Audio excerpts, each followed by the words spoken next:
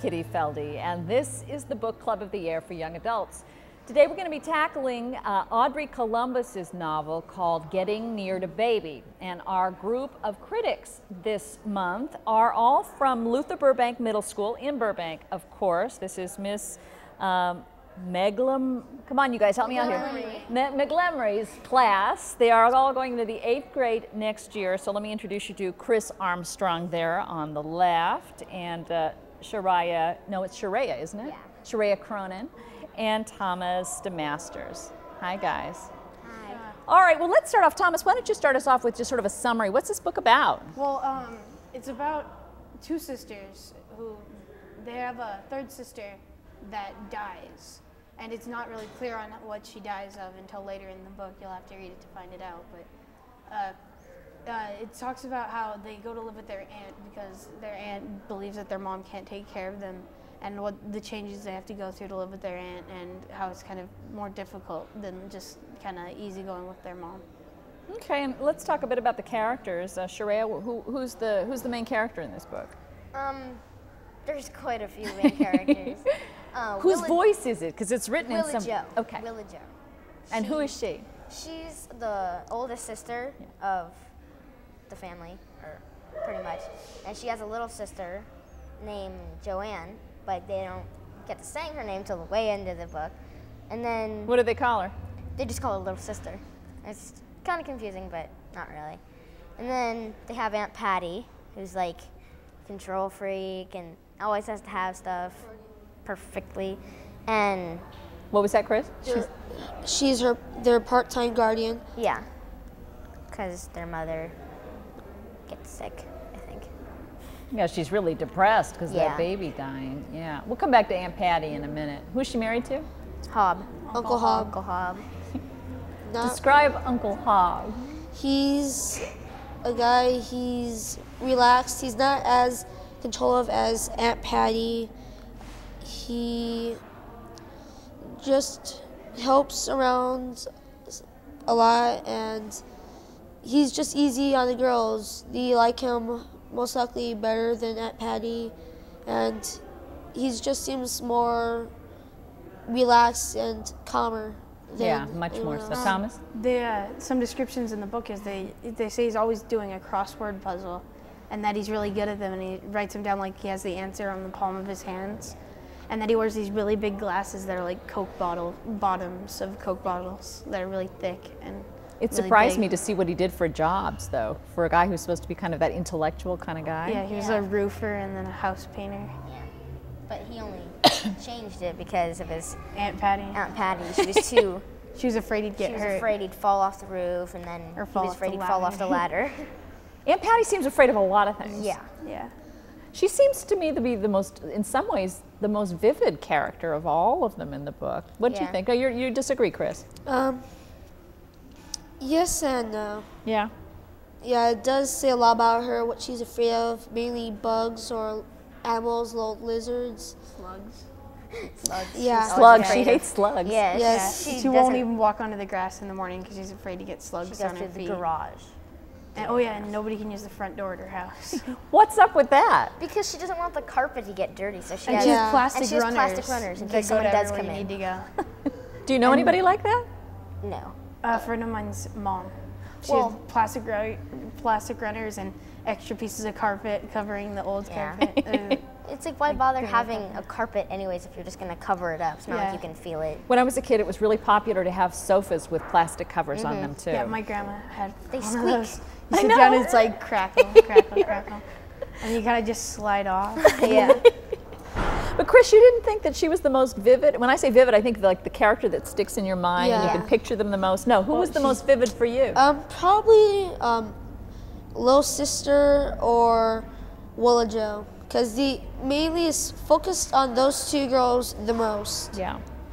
I think Aunt Patty's like the loudest character. If you think about it, like if you were there watching this all happen, she'd be the one that draws you back to her every time because she's so loud. I think that's a good observation because I think a lot of times people won't pay attention to the quieter ones. Yeah, like little sister, sometimes it's hard to, when you're reading the book, if it didn't say And what little she sister said. leaned over and listened in Yeah. too, because she's always really quiet and she doesn't talk. So We talked about this being about a death, but it's sort of built around the larger event that's happening right now in the book. And what's that? I think it's like when they moved to Aunt Patty's. It's centered around that and how they're having trouble getting like Yeah, they have to comfortable change and their finding lifestyles friends. because when they lived with their mother, it was laid back. staying up late and eating whatever was in the fridge. But when you're at Patty's, the radio is always running. There's never silence in the house. You have to eat whatever When Aunt she Patty tells tells you. you to. Like you Use can't when. just get in the fridge and eat what you want. You have to eat cheese crackers or whatever. And also, she doesn't really allow them to have much sugar at all. Like, Oh yeah, she's she very usually big on doesn't no let them sugar. have more than 2 cookies. Yeah. Usually, she doesn't buy chocolate milk, and not doesn't. many sugary cereals or anything like that. really. Yeah. And the book starts with the girls reacting how? Very on- depressed. they're Yeah, on a leave their mother. rooftop. They start out on the roof. And they're on the roof, which is sort of Yeah. a different way to start a book out. They're on Yeah. the roof of Aunt Patty's house. Now, usually we have a celebrity reader come in and read for us today, but our celebrity reader is actually going to be Chris Armstrong, who has volunteered to read just a little bit from the book. This is the part when the kids are actually already on the roof. Yeah. Yeah. All right. I look out over the countryside like I am enjoying the view. Aunt Patty has been thinking things over for 3 or 4 minutes. For 3 or 4 minutes, it has been nearly peaceful out here once more. Your mama would shoot me if she knew what all you were doing. Aunt Patty calls up to me on the roof. She knows it isn't true. Mom won't step on a bug. I don't even look down. I stare off into the woods beyond the bungalows. She would die of embarrassment if she knew, Aunt Patty says. Little sister must think this might be true because she scoots forward suddenly to look down at Aunt Patty. Miss Biddle is startled by little sister's quickness. One hand flies up to grip the neckline of her dress. I was startled too, so I have little sister's nightgown in my grasp again. Only Aunt Patty has not noticed anything. She is not looking up, but is looking off to one side. This child is stubborn as cement, she mutters to herself, but both Miss Biddle and I have heard her. She's not as bad as all that, Miss Biddle says in a voice with only the slightest quaver, considering little sister has given her such a scare. She is what my very own mama would have called a tough nut to crack, Aunt Patty says. My mama knew that she was talking about every day of her life. And that is Chris reading from our book of the month, which is called Getting Near to Baby. Why do you think that Willa Jo jumped and her sister, well, Willa Jo went and little sister went with her. Why did she go on the roof? It's because they always, They When- went on Well, top let's of the do one roof. at a time. Chris, you start, and then you can jump in a whenever minute, they Sharaya. were with their mom, they always sat on the front or back porch of their house, watching the sunrise or the sunset. And so then that made them feel like they're at home again. So Oh. they did that so they could feel like they're back home. So there's a connection with home. Yeah, that made them feel less homesick. Sharaya, what else?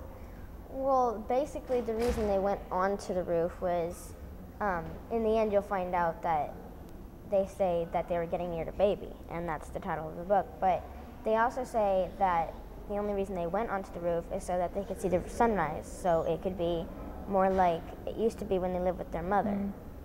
Yeah, later in the book, after this chapter, a ways, after chapter 5, which is Tough Nut to Crack, which Chris read, she says, she talks about she wanted to go up and watch the sunrise, and she just stayed. She just felt comfortable in something, told her to stay up there. And I think it was like kind of trying to get away from Aunt Patty as well. Yeah, imagine that. And then Aunt Patty eventually ends up on the roof, too. Yeah, Yeah. Yeah. moaning and This groaning. book is also, it's kind of based on a flashback. In the beginning of the book, it shows them on the roof. They're talking about the days before that. And like at the end of the book, it tells about them on the roof still. And it's been like the whole day that they were talking about. And like, although it seems that it's been after that, they get off of the roof and they do their day's work. It's only they've been on the roof the whole day telling their life.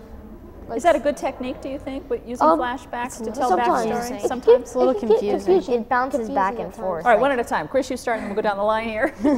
It gets confusing at times. A couple movies have that same thing. Like, what was it called, Thomas? There's a movie called Memento.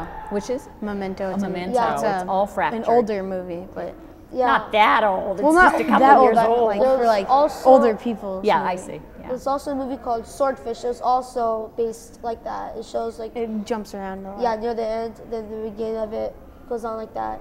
It's more interesting that way usually. Keeps your attention. Yeah. Sharia? There's actually another movie out, and I'm trying to think of it in my head, but I can't think of it. It's called What's it has about? Jim Carrey in it. Eternal Sunshine of the Spotless Eternal Mind. Sunshine. Oh, I of the just saw that Spotless on an Mind. airplane. Yeah. Yeah, this it's week. really good. It jumps and around It a lot. it like Like that. It's made They're by in the the same beginning. guy, written by the same guy who wrote Memento, I believe, Charlie Kaufman, I think. Anyway. So, but you thought that that was also set up, but that's more fragmented than this. This is a pretty well organized. That's way Yeah, more this is confusing. like organized chaos. Yeah. Like just chaos. Well, it's, I mean, again, why do you think an author does that? Thomas, why do you think? I think it's kind of like it's giving you part of what happened to get them to Aunt Patty's, but it's still keeping you current. It's giving you some history while keeping you updated on what's happening. So it kind of pulls you in, and you have to follow both stories. I mean, is it a trick that, to me, some ways I think like it's a writer's way of tricking you. Yeah. You know, it gets you interested so much that you want to know what's going to Yeah. happen next. And like if you're not interested in the stuff that's happening at Aunt Patty's, Yeah. and you keep reading to the chapters where it's talking about stuff that happened at home, Yeah. it might interest you more. So you read that, and then you go back to Aunt Patty's, and you have to trudge through that, and then you're back to what happened before. So it keeps you interested. Yeah, And Chris. also, this book, although it may seem like a girlish book, and it kind of is, although the beginning of it starts out kind of boring and dull, you keep on reading on, and it like builds up in climax, and it's more interesting. It's not just about like a girl who takes care of her sister. It's about her getting over difficulties of their little baby sister dying, and little sister not talking for a while until the end of the book. It's very interesting, although I don't know. My brothers, they said that it wasn't worth reading, although they like went quick skim through it. Yeah. I decided, oh, what the heck with it? I'll do this TV show to show them that they're wrong, and I found out that it was a good book. Well, sometimes they say, and I don't know if this is true or not, they say that boys will not read books that have girls as the main character. Well, I've read a book true. called Flipped Yeah? that has a main character that's a boy, Yeah. and then it switches off to a main character that's a girl every other chapter. So that was one way the author was trying to make sure they covered the whole market there. Yeah, kind of.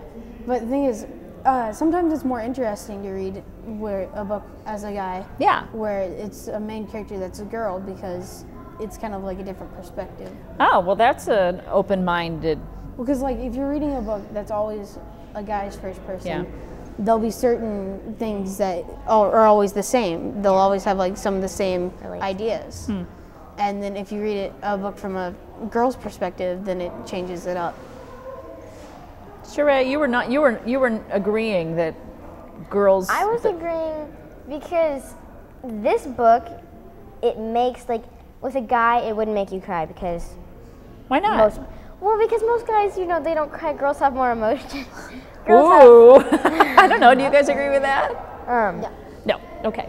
But go ahead, Sheree. But still, like, I think you can agree with me when you say like both these two guys read the book, and I read the book and I cried at the end because Oh, you I thought it was so sad that because you have to read the book to find out how the baby dies, and it's just like it's not horrible, but it's really sad. But if you talk to them, they won't say that they cried because they're men. They can't say Even that. if we might have.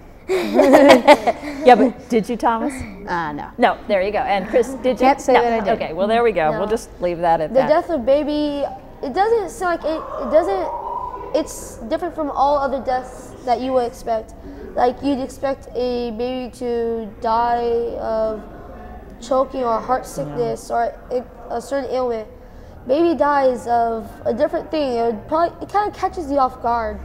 It's like a normal day at the zoo or something like that. Yeah. And then the next day you find the baby dead, although you were trying to think, this can't be happening. It's a little different than that. It's not it doesn't happen immediately. It's a slower thing. So it's easier to read it and not be like too crushed about it. Yeah. But there's like a whole chapter where it slowly shows her like getting worse, and then but Willie Joe's asleep while the baby's getting worse. So, and it says she woke up a couple times and she heard her mom still up with the baby, and it slowly progresses into her dying. You know, I really liked, in some ways, I got to thinking, because I read it twice, but about Aunt Patty, because she's such an icky character. You know, you really don't like her at all. I sort of felt sorry for her later on. Yeah.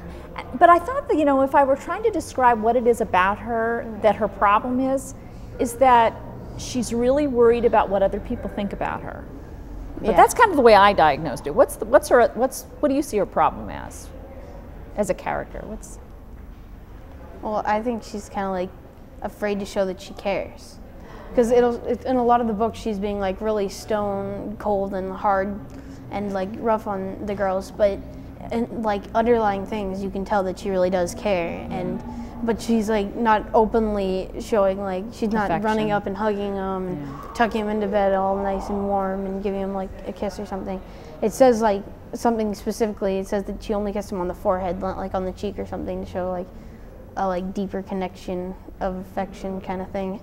It's like she's afraid to show that side of herself. Yeah, she's afraid to show that she actually cares. So there's a lot of that. Yeah. And she's the older sister of these kids' mom. Yeah. So are there any similarities between Aunt Patty and Willa Jo? Well, the mom kind of says that there is in the beginning. Like, she when they're talking on the phone with their mother speaks to Willa Jo, and she's like, Willa Jo, you're just like your Aunt Patty, because you're the older sister, and then you're used to being the boss. Yeah, you're used to being the boss, and you boss people around. And when there's two people in the house that want to boss people around, and they're bossing each other around, kind of gets confusing. But they mention later that little sister is more like her mom because she's the littler. But did you find that? They told us that in the book. Yeah. Did you notice that in the characters? Kind of. Well, yeah, because her mom's like, when it talks about Willa Jo overhearing Aunt Patty and her mom talking, it says like Willa Jo's mom was more like timid, and Aunt Patty was more like there and like in her face. Yeah. And that's kind of like the personality that Willa Jo has. Like there's some parts where Willa Jo completely confronts people, like not like kind of beating around the bush, like full on. Yeah, she is kind of frank. Yeah, and little sister is more like drawn back and shy. There's a dream that Willa Jo has about what happened to Baby. How, you know, I'm really interested in this because I'm writing a play, and I'm stuck on this scene where one of the characters has a dream. And I don't know how literal to be, you know, whether it should be like a movie where things happen in real time, or more like that movie you were talking about, where it's much more dreamlike, the whole film is like. Yeah. And I don't know how far to go, and I'm wondering how well you think the dream is, you know, were there symbols that you could pick up from the dream? Do you know what the author was trying to tell us with that dream? Well, it's kind of like, because it shows, the dream talks about Baby. Well, Mama lost Baby, or Willa Jo's mother lost Baby, and nobody notices that Baby's gone except Willa Jo's mother, is what how Willa Jo describes the dream. And it says that the baby is standing in front of a circus tent opening, but it turns into like a stage, and they're curtains, and they're drawn back, and Baby kind of disappears into the darkness. So how does that work? Because sometimes writing about dreams can sound so hokey. Was it necessary? Did it work? Was it? Well, I think it was necessary, and it worked because she had the dream while Baby was dying. Yeah. And so it was kind of like symbolic, like she was dreaming and Baby was standing on the stage, and when the curtains, you kind of get the feeling that like when the curtains drop or the baby walks into the tent, that Baby died. But then Or she's going away. yeah, And like she's then she's leaving taken them. away She's in life. leaving them. So it And is then- symbolic. Yeah, it's symbolic. And then she wakes up a couple different times during the night, and she Mm-hmm. sees her mom walking back and forth in the baby's room, cradling her. And yeah, you could say it's symbolic, but Do you remember your dreams? Some people say they never remember any of their dreams. You do. yeah. I do too. You do too. Yeah. Chris, do you remember your dreams? No, not usually. Like within 3 minutes or 5 minutes after I wake up, I forget the whole entire thing. I don't even know what it was about. Like sometimes I'll have the coolest dream ever, and then I'll wake up Okay. and like I'll go and get breakfast, and I'll be like, I had the coolest dream. Oh, I forgot it. It's gone. My mom Yeah. writes down her dreams in case she forgets it. Like if they're little dreams that she could not care for, she doesn't write them down. But if they're like really cool dreams that really meant something to her, she writes them down in a book, and then Yeah, but when you Cherishes reread them, them. they're never as good as what you would Yeah, experience. they're never as good as what No. you had fixated in your mind. Yeah. You But make that- your own pictures and everything in your mind. Yeah. It's just Like, you like wish you so could much cooler than what you wrote down. record your dream. Like set up some kind of thing that would record what you saw, Camera. and then you could see it on a TV. Well, I think it's kind of interesting because like the back of your eyelids kind of becomes like a movie screen. Yeah. And you're watching And it's your better movie, than any a movie movie. that you're Yeah. making up. Yeah. So it's even better, and your imagination just runs wild. One of the things though, sometimes like when I go to sleep, I can't control my dreams. I can't like focus on one thing. It's like all like, say you're like a famous creator, like a car designer. For me, if I was that type of person, if I was designing a 3D car, it would like all be shaky. I couldn't focus on like what specific details, all like a flash and all that. It's just confusing sometimes. I think it's because our dreams don't follow any kind of, get to that word Plot. again, linear. Yeah, and they're not in a straight line. They're kind of, It's kind of like, oh, this happens, this happens. Yeah. Say watch a movie, like I would dream of all of a sudden without even controlling it. I dream of eating ice cream or Yeah. going to a restaurant or stuff like that. Yeah. Nowhere near it. I just can't control dreams. Well, a lot of dreams, things that. so- Sorry.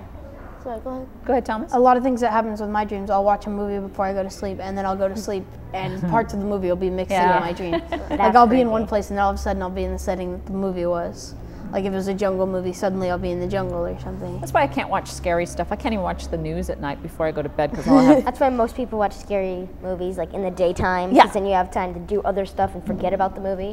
Yeah, my problem is I'll watch a scary movie and then I'll go to sleep and I won't have a problem. And then like 3 nights later it'll be in my Yeah. dreams. I'll be like, yeah. What's this book like? What, of all the books you've ever read, does this remind you of any of them? No. Not really. Not really. Why is it each book different? is different? Yeah, it's got like a different setup. I haven't read any books that have this kind of setup where it goes present to past. I mean, I've seen movies, Yeah. but never any books like that. Each book has its own life or theme to itself. Like this one, it's about two girls like getting through the death of their baby sister. Other books, this book, Dragon Singer. It's a very good book, and I read. It's about Which one? Dragon Singer. It's a Harper trilogy or something like that. Yeah. Yeah. Fantasy? Yeah, it is. I like fantasy books a lot. It's like You like about, Artemis Fowl? Yeah, that book's good too. Not really. It's not really like fairies. Artemis Fowl, because each book has its own difference. Each other. Yeah. The Dragon Singer. It's about this girl who finds the ancient race of dragons and saves the planet from some weird insect. Sounds like you like history too. No, I don't know. Yeah, it's a good book. I definitely recommend that one. Okay. Well, everybody else is recommending books. What do you guys recommend? I don't know. I don't really know any books that relate to this story except for like the way they speak. Because Well, let's talk about that. Where's the book set, do you think? I don't know. It doesn't really say what time period, where. Just But it has a feeling about it. Yeah, because and the way there- they speak, they don't speak And it clearly. talks about how there's a radio Yeah. and TV. So you know it's not like And there's stuff way back when. like you know it's not like way long ago. But something that gave me a good time frame was Willa Jo starts talking about how her grandfather was a coal miner, and then his grandfather was a coal miner, and then his grandfather was a coal miner, and then the grandfather before that was a gold miner in California. Very small details. But you'd think that would mean they're in the West, but then it says that he got shot and died, and but before that he had sent his wife back east, and she never returned west. Yeah. So you could figure out the math. So you would think he's somewhere South Dakota, probably. in the eastern area. South Dakota, you're guessing. Okay. Yeah, I'm guessing South Dakota. We were earlier. We discussed it. We were thinking like the Carolinas, North, Carolinas, South the Carolina. South. Yeah, South Dakota. They don't talk clearly instead of And this saying, is like, about Raleigh. Oh, okay. Yeah, so so you, like okay. something fierce. You're thinking of. well, how South it gets- Dakota's nowhere near South Carolina. Yeah. You know that. Yeah, I know. It's But like it says South south Dakota, in it, South so- South, yeah, well, it's Stuff- sort of stuff like north-south, that. but Southern. Yeah, like they say, like they miss their friend, mighty fierce, something like that. Oh, yeah, there's it's like phrases. old-fashioned. Your mama It's like must there's a have lot seen of like something southern fierce. things. Yeah. It's Some southern terms. I'm guessing it's Yeah. about 1975, 1980s, around I that thought it was time. earlier than that even. Well, I was thinking like 1975 was like the earliest I Yeah. was thinking. Really? I was thinking like 1975 between 1990. Oh, see, somewhere I in was that thinking area. maybe 1950s or 60s, but I don't know. I don't know. They might not have The cars back 50s then yeah, or 'cause TVs. 50s is even. kind of 50s like There and were 60s? cars. Yeah. Elvis There Presley. were. All right, well, the book is called Getting Near to Baby, and it's by Audrey Couloumbis. And again, I want to thank all you guys for talking about the book with us today. Thank you for having Chris us. Armstrong, Sharia Cronin, and Thomas DeMasters, all of you going into the 8th grade at Luther Burbank Middle School in Burbank. And your teacher's name is? Miss Montgomery. Montgomery. I knew I wouldn't be able to get it right. Now, if you would like to be on the book club yourself, you can do that. Send us an email at bookcluboftheair, spell it out, at cs.com. We'll also have bookmarks available coming up. And then next month, our book will be called Whale Talk. So I hope you join us again next month. I'm Kitty Feldy. Thanks so much.